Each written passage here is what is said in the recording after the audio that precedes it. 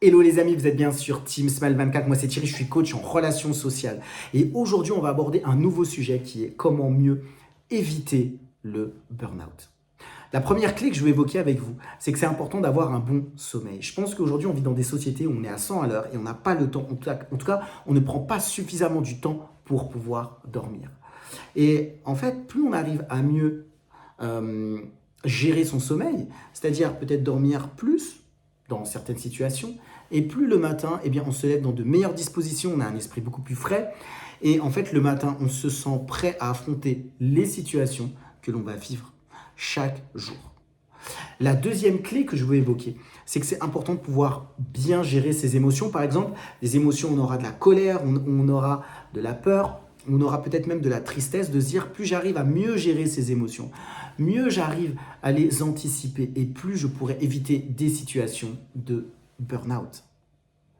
La troisième clé que je veux évoquer avec vous, c'est que c'est important de pouvoir faire, si on a la possibilité, du sport. En fait, ça peut être un sport collectif, ça peut être aussi aller à la salle de sport, ça peut être la course à pied, ça peut même être un sport de combat. Et de se dire que, en fait, lorsque je vais faire du sport, eh bien, ça va me permettre d'évacuer au maximum le stress que je peux emmagasiner dans une journée, dans des semaines et peut-être même dans les mois qui passent dans une année. Et de se dire que lorsque j'ai des situations qui sont difficiles dans le domaine professionnel, dans le domaine familial ou même avec les amis, eh bien, plus on arrive en tout cas à faire du sport et plus on évacue ces situations stressantes du quotidien. Enfin, la dernière clé que je veux évoquer, c'est que c'est important d'avoir une bonne alimentation. Alors, évidemment, en évitant trop de sucre, trop de sel, en intégrant aussi dans son alimentation des fruits, des légumes et puis du poisson.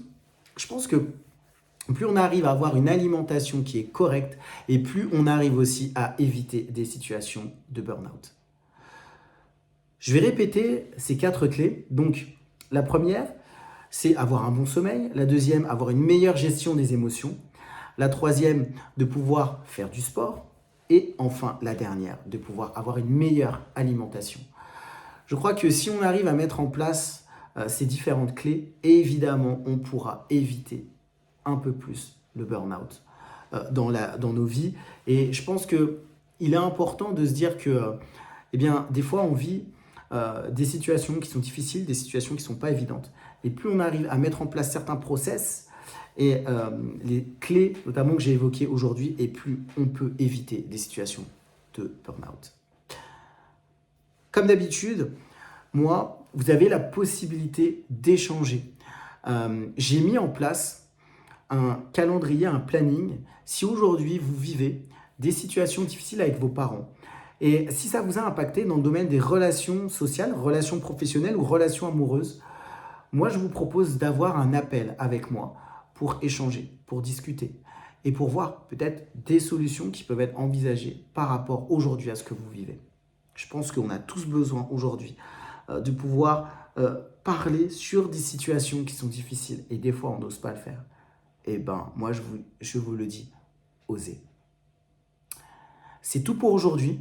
Moi, je vous dis à très vite pour une prochaine vidéo dans une semaine sur Team Smile 24.